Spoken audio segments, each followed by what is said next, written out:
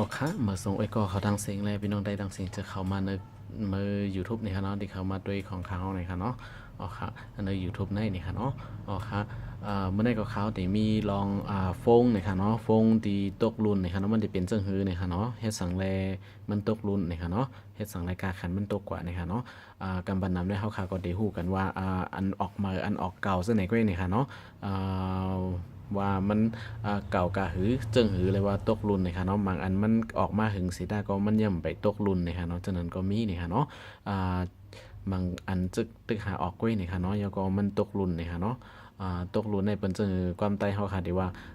อำคึดกับคึดปานนั่นค่ะเนาะอำคึดปานมันนี่ค่ะเนาะดีเลยว่าอังกฤษก็ out of date นี่ค่ะเนาะเด็กเอานี่ค่ะเนาะอ๋อค่ะอันนี้ก็เขาเดี๋ยวมีฟงอยู่3ตัวเนี่ยค่ะเนาะมาหลับนี่พี่น้องเขาเนี่ยค่ะเนาะมา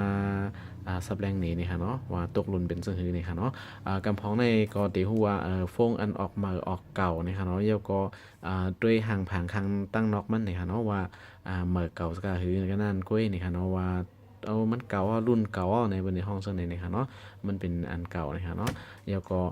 กุ้ยกานี่ค่ะเนาะเนยกาอันฟงตกลุ้นนั่นนี่ค่ะเนาะอันเหมอก็ตึกมีนี่ค่ะเนาะบางอันก็ยังเหมออยู่นี่ค่ะเนาะตัวจึงในได้เจอไรลีนี่ค่ะเนาะตึกหางลีอยู่นี่ค่ะเนาะกุ้ยกามันตกลุ้นนี่ค่ะเนาะปมหูนี่ก็เฮาคาก็ได้ก็ซื้อมานี่ค่ะเนาะยก็ดิจำไรนี่ค่ะเนาะอ๋อค่ะอันนี้ก็ข่าวดีมาซับแรงนี่นี่ค่ะเนาะพงตกลุ้นนี่ค่ะสังเสือว่ากำพองหู้เยอะนี่ก็คำกว่าไรนี่ค่ะเนาะสังเสือมหู้นี่ก็มาถามถอมด้วยนี่ค่ะเนาะอันนี้ที่เป็นซัมซุงนี่ค่ะเนาะเป็นแกรน2นี่ค่ะเนาะเมื่อก่อนเนี่ยมันดีเปิดตัวอยู่15,000นี่ค่ะเนาะเมื่อก่อนนะคะเนาะ15,000เงินไทยนี่ค่ะเนาะมันเปิดตัวนี่ค่ะเนาะกวยกามเมื่อเหลียวมันเปิดตัวมอกอยู่2,00010กายค่ะเนี่ยมอก2014-15นี่ค่ะก็อันบอดองไรลีนี่ค่ะเนาะอ๋อค่ะอันนี้เป็นแกรน2นี่ค่ะเนาะมือมันเปิดนะครับเนาะแกรน20,000ถึงก็บอก8,900 7,900นี่ค่ะเนาะดีเอสุดนี่ค่ะเนาะถ้าบ่ต้องผิดนี่ค่ะเนาะอันนี้ก็เตเป็นเกรน2นะครับเข้ามาดีการตั้งค่านะครับเนาะเซตติ้งนะครับเนาะมันได้เป็นโมเดลอันนี้ครับเนาะจะเป็นโมเดลนะครับเนาะ G นะครับ SM นะครับเนาะ G 7120นะครับเนาะเป็นแกรน2นะครับเนาะอันนี้เลยว่าปีใน2019มาในตกรุ่นเย้านะครับเนาะเฮ็ดสั่งเลยว่าตกรุ่นนี่ค่ะเนาะข่าวที่ซับแรงนี้นี่ค่ะเนาะโปรพี่น้องเขาก็หาซื้อมือ2เลยค่ะเนาะโปรซื้อมือ1ได้ก็มันเตเต็มมีว่าตกรุ่นค่ะเนาะมันได้เป็นอันมาตั้งแต่เสียนี่ค่ะเนาะอันนี้สังเกตว่าพี่น้องเขากำพองคนพี่น้องใต้เขาก็หาซื้อดีร้านพงมือ2กาขันถกมันก็มีดังน้ำนี่ค่ะเนาะอ๋อค่ะอันนี้ก็ข่าวที่ร้านนี้นี่ค่ะเนาะอันนี้เป็นแกรน2โปรตุยหางพังร่างนอกมันเนี่ยค่ะเนาะด้วยในตึกเหมอรีอยู่เนี่ยโอ้ห้างรีอยู่รู้เนี่ยค่ะเนาะเพราะว่ามหาซื้อเนี่ยเป็นไข่กระหือในไข่2,500เนี่ยค่ะเนาะ2,000เนี่ยค่ะเนาะ2เฮงเนี่ยค่ะเนาะพวกพี่น้องเขาหันพี่น้องเขาก็ติดด้วยหางพังตั้งนอกมันตั้งในมันด้วยเจ้าในเสียว่าอันนี้ก็ไล่อยู่รู้เจอไล่อยู่เนี่ยครับก็เจอเนี่ยค่ะเนาะกุยกะมาในปี2019นะคะเนาะเข้ามาในนะคะเนาะมือ2018ซัมซิงนะคะเนาะบางแอปในนะคะเนาะจันม่ามแล้วนะคะเนาะโหลดอำไรนะคะเนาะย้อนเบอร์ว่าแอปมันในเขาได้อัปเดตอยู่กูเข้าย่ำนะคะเนาะ1เหลือน1ปอกนะคะเนาะแอปพลิเคชันของมันในมันได้อัปเดตว่าชันใหม่มันขึ้นมาติ๊กๆนะคะเนาะกุยกาฟงเขาคันนั้นมันได้อัปเดตอำไรนะคะเนาะดีในเขาเดในพี่น้องเขานะคะเนาะมันได้เป็นเขาผิดดีนี่ค่ะเนาะมาดีเกี่ยวกับอุปกรณ์นี่ค่ะเนาะอันนี้ค่ะเป็น Android 4.4.2นะครับเนาะ Android มันนี่ค่ะเนาะ Android 4.4.2นะครับเนาะอันนี้เขาค่าอัปเดตอะไรแล้วนะครับเนาะสังเกตว่าพี่น้องเขาใครมาได้ดีด้วยดีอัปเดตซอฟต์แวร์นะครับเนาะสังเกตว่าเขาค่าเด็กกับอัปเดตนะครับเนาะที่ไหนนี่ครับเนาะตรวจสอบล่าสุดมือ2024ถึงที่1นะครับ2019มือไหนนะครับเนาะอ๋อครับอันนี้ก็ด้วยดีในนะครับเนาะอัปเดตซอฟต์แวร์นะครับเนาะจอมันไลนะครับเนาะ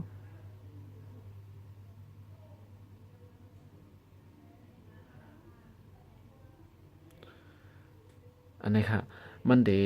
มีซอฟต์แวร์แต่เดอัปเดตมันยาวนี่ค่ะเนาะ Android มันเดอัปเดตอะไรนี่ค่ะเนาะมันเดว่าติดตั้งอัปเดตล่าสุดแล้วนี่ค่ะเนาะอ๋อค่ะอันนี้ก็พวกเขาค่ะใครเดเป็นเวอร์ชันเมื่อ Android เมื่ออันซุงเซ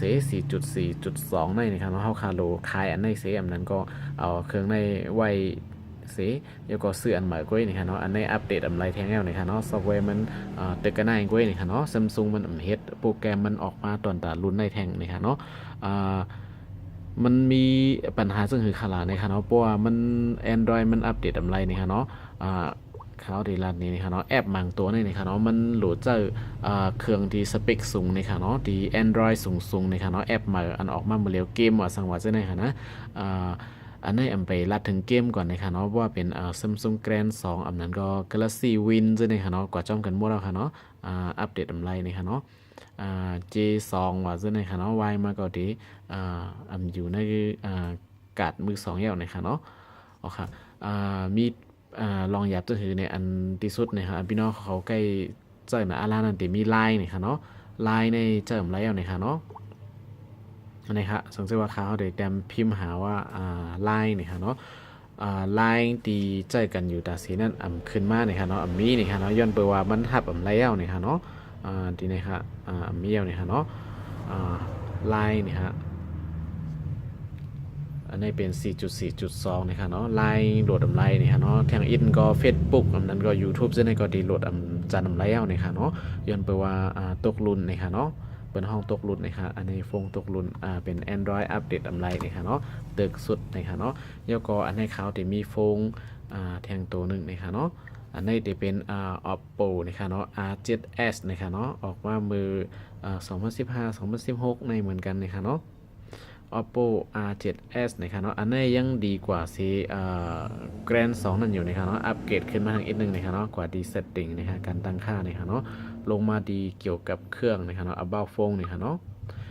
ดีในนะครับเนาะจะเป็น Oppo R7sF นะครับเนาะเป็นเวอร์ชัน ColorOS 2.1.0 นะครับเนาะก็การ Android ของมันนะครับเนาะ Android มันเป็น 5.1.1 นะครับเนาะมันดีเซอันเมื่อกี้นะครับเนาะอันเมื่อกี้นั่นเป็น 4.4.2 ด้วยนะครับเนาะ4ด้วยนะครับเนาะอันใน Android ขึ้นมา5นะครับเนาะ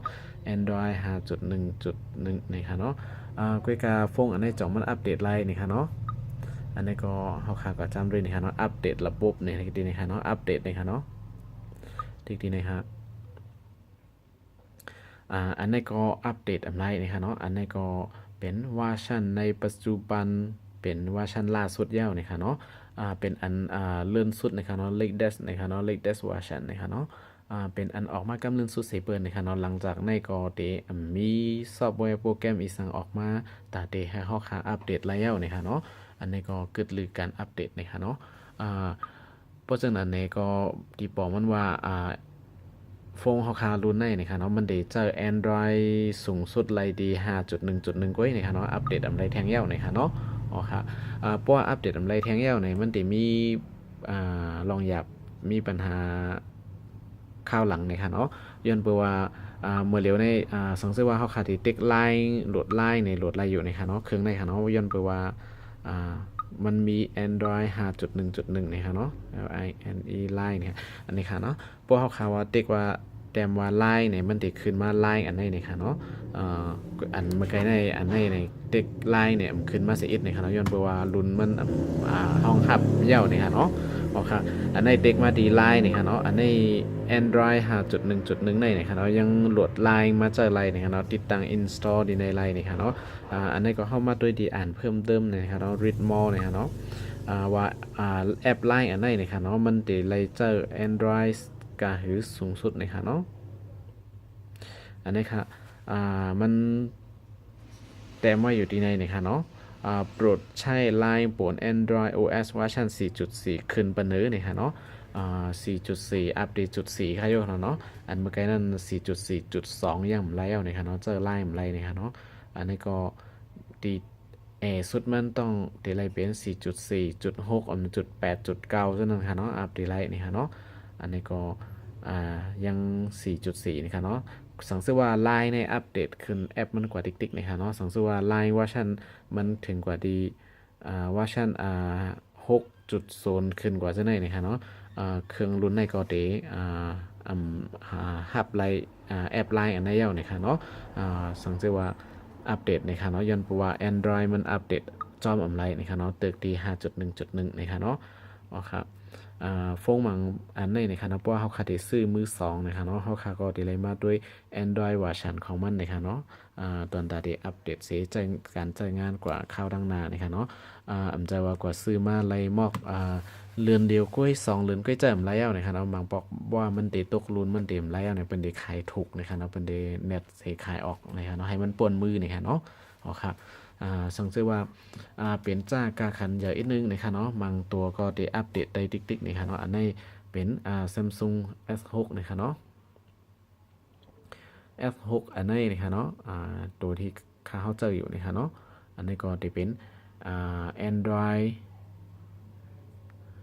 Software Info นะครับเนาะที่มี Android เวอร์ชันนะครับเนาะ 7.0 นะครับเนาะอันนี้ค่าห้องได้อัปเดตนะครับเนาะเพราะว่าอัปเดตในเมื่อเร็วอัปเดตถึง Android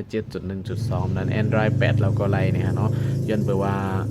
ค่าห้องได้อัปเดตมันนะครับเนาะตึกดี 7.0 นะครับเนาะเพราะอัปเดตแทงก็ไล่แทงอยู่นะครับเนาะดีในสังเกตพี่น้องเขาใครอัปเดตตามด้วยนี่ก็เดี๋ยวมีดีในค่ะเนาะกำค่ะดีในค่ะเนาะซอฟต์แวร์อัปเดตนะครับเดี๋ยวมีดีในนะคะเนาะซอฟต์แวร์อัปเดตนะคะเนาะอัปเดตไล่ในเขาค่ะก็เด็กเขาก็ทำด้วยไล่นะคะเนาะดีในค่ะเนาะอันในซอฟต์แวร์อัปเดตในมันตึกเช็คอยู่นะครับเนาะตรวจสอบนะครับเนาะว่าจ่องเขาจ่องรุ่นเดียนเขาคาเจออยู่ในโมเดลอันนี้ยังมีโปรแกรมตัดอัปเดตมันอยู่5นะครับเนาะอันในโปรแกรมตัดอัปเดตยังมีอยู่นะครับเนาะอัปเดตไลน์นะครับเนาะเพราะค่ะอัปเดตนะครับ Android มันก็ดีสูงขึ้นมาทางอินก็ไลน์นะครับเนาะเขาดีเกลิดมาอันมีลองอันดีใจอันข้องคำจังก็มันดีเกลิดมาปานในเวอร์ชันใหม่นะครับเนาะกวยการเฮ็ดสั่งเลยค่าห้องอัปเดตนี่ค่ะเนาะย้อนไปว่าเครื่องในความดีเก็บข้อมูลในเครื่องมันนี่ค่ะเนาะ storage นี่ค่ะเนาะเดมีอยู่32จิกกวยนี่ค่ะเนาะพวกค่าเฮาอัปเดตนี่ก็มันดีจันเอาไฟล์ใหม่ๆมันเข้ามาอัปเดตเข้ากับในเครื่องแทง276เมกนะคะเนาะมันก็ได้กินปื้นดีนี่ค่ะเนาะในโฟงเฮาค่ากว่าแทงนะครับมันได้เฮ็ดให้ดีเก็บมันแอลงนะคะเนาะมาเร็ว 7.0 นี่ก็ยังเจออะไรอยู่นะคะเนาะขึ้นดี8.0 ก็ไปเป็นซังนะครับเนาะสังเกตว่าวันหนึ่งมามันดีเลย์อัปเดตนะครับเนาะ Android 7.0 ในจำไรในข่าวก็ที่ต้องดีเลย์อัปเดตนะครับเนาะเป็น Android 8จะไหนนะครับเนาะมันก็ยังอัปเดตอะไรอยู่นะครับเนาะบ่เป็นตระกูลเป็นห้องเหือซีรีส์นะครับเนาะซีรีส์ S นะครับเนาะ Galaxy S3 S4 S5 S6 S7 กว่าติ๊กๆนะครับเนาะบ่เป็น S3 S4 ได้ก็มาเร็วตกเย้านะครับเนาะตกรุ่นนะครับเนาะS5 ก็ยังเจออะไรอยู่นะครับเนาะ S6 S7 S8 S9 นะครับเนาะมาเร็วถึง S9 Plus นะครับเนาะก็อัปเดตอะไรอยู่รายปีนี่ครับเนาะมอก10 ปีนี่ครับเนาะบ่เป็นเยอะก็เดี๋ยวมีตระกูลโน้ตนะครับเนาะโน้ต2โน้ต3โน้ต4โน้ต5ถึงโน้ต9นะครับเนาะมาเร็วนะครับเนาะโน้ต10ก็ได้ออกมาอำเภออำนาจในนี่ครับเนาะอ๋อค่ะพี่น้องเขาสังเกตว่าดีกว่าซื้อโฟงมือ2ในก็ด้วยดีโฟงดีอันห้องฮับนี่ค่ะเนาะ Android เวอร์ชันสูงๆนี่ค่ะเนาะที่อันอัปเดตไลน์นี่ค่ะเนาะสังเกตว่ามันจังหนังค่าเฮานี่ก็มาใกล้นั่นนี่ค่ะเนาะก็ซื้อมาในกัดมือ2นี่ค่ะเนาะเป็น Android เวอร์ชันนี่ค่ะเนาะ 4.4 จังได๋นี่ค่ะเนาะพวกพี่น้องเขามือจ้าในกำได้โหลดไลน์ไลน์เฮ็ดสังมันไลน์ในพวกเฮามาดีแสงเบิ่นขึ้นในเพิ่นก็ได้ว่าอ๋ออันนี้มันจำแล้วค่ะในจังนั้นเฮาค่าก็ได้เลยส้มเงินให้เขากว่าขายเปิ้นขึ้นเปิ้นเอานี่ค่ะเนาะเปิ้นขายป่วนมือยามบางแสงเขารับซื้อขึ้นขายยาวรับซื้อขึ้นในเปิ้นแต้มติดไว้หน้าแสงเปิ้นกำเหนียวนี่ค่ะเนาะอ๋อค่ะนั่นคือเฮาคาเตซุมเงินซุมต้องหลายๆนั่นนี่ค่ะเนาะก็กว่าด้วยโฟงนี่ก็เลือกด้วยวาชันนะคะเนาะอย่าไปด้วยดังนอกมันกล้วยนี่ค่ะเนาะด้วยดังในมันป้านี่ค่ะเนาะสังเกตว่าพี่น้องเขาด้วยดังนอกมันว่าห่างรีอยู่ในกล้วยนี่ค่ะเนาะตั้งในมันจะอะไรนี่ก็เตรียมมีลองสังนี่ค่ะเนาะอ๋อค่ะอันนี้ก็เป็นตัวทบตั้งหันมาลัดนี่พี่น้องเขานี่ค่ะเนาะโฟงอันตกลุนมันเสขายถูกมันก็เดมีอยู่ดังนำนี่ค่ะเนาะขายป้อๆนี่ค่ะเนาะอันเปิ้นคือขายป่วนมือกว่าให้เลยเงินคืนนั่นนี่ค่ะเนาะเฮา าขาหลุมหมอต้วยป้าเนี่ยค่ะเนาะคนที่เกี่ยวกับใกล้ซ่อหาซื้อพงอันเก่าพงมือสองเนี่ยค่ะเนาะย้อนเบอร์ว่ากาขันมันก็ถูกลีเนี่ยค่ะเนาะเป็นตั้งเลือกตั้งหนึ่งเนี่ยค่ะเนาะตอนแต่คนที่เงินมีลองหยาบลองเงินอิดออดเนี่ยค่ะเนาะก็ที่หาซื้อมือสองเนี่ยค่ะเนาะย้อนเบอร์กาขันถูกเพราะว่ามีเงินแต่ก็กว่าซื้อมือหนึ่งเนี่ยค่ะเนาะอันนี้ก็มาฝากถึงนี่ค่ะเนาะเมื่อสูงโกโก้กุกุนนี่ค่ะเนาะเมื่อสูงค่า